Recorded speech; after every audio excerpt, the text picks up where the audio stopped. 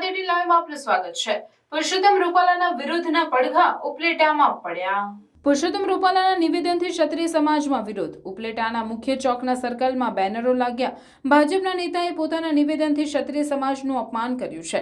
ક્ષત્રિય સમાજમાં પુરુષોત્તમ રૂપાલાનું લોકસભાનું ઉમેદવારી પત્ર રદ કરવાની માંગણી। ઉપલેટાના ગાંધી ચોક વિસ્તારમાં લોકસભાના ઉમેદવાર પુરુષોત્તમ રૂપાલા અને જયરાજસિંહ સાથે માથે ચોકડીના બેનર લાગ્યા।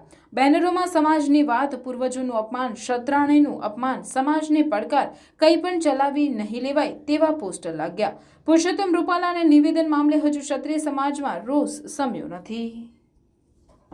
ચંદુભા ચુડાસમા આ ઉપલેટા તાલુકાના ગાંધી ચોકમાં બેનરો લાગ્યા છે પરસોત્તમભાઈ રૂપાલાના અને અમારે જયરાજસિંહ જાડેજા ગોંડલ ધારાસભ્ય માજી આ જે કઈ ગેરરીતિ કરી છે પરસોત્તમભાઈએ અમારા ક્ષત્રિય સમાજનું અને ક્ષત્રિયની બેનું દીકરીનું અપમાન કર્યું છે।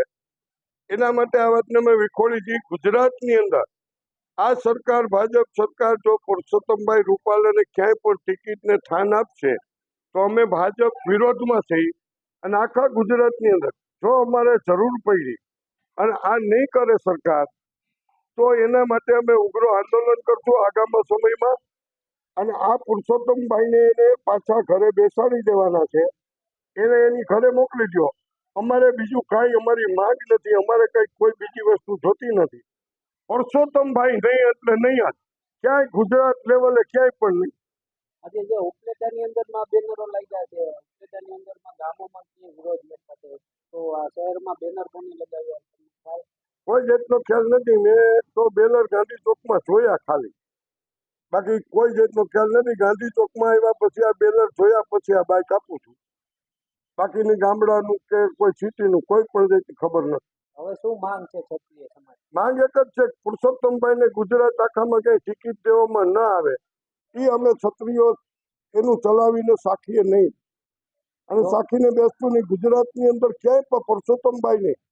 જો આ માંગ સ્વીકારવામાં નહીં આવે તો આગામી સમયમાં એને જેવું જે અમારાથી બનશે એવું આંદોલન કરશું। ક્ષત્રિય સમાજ બધો એક થઈ અને બધાય અમે પુરુષોત્તમભાઈ અમે અને સરકાર અમે લડવા તૈયાર છીએ। અને આ ભાજપ સરકારને ક્ષત્રિયોનો જો નહીં માને, નહીં કેવું માને તો એને બહુ ભારે પડી જશે।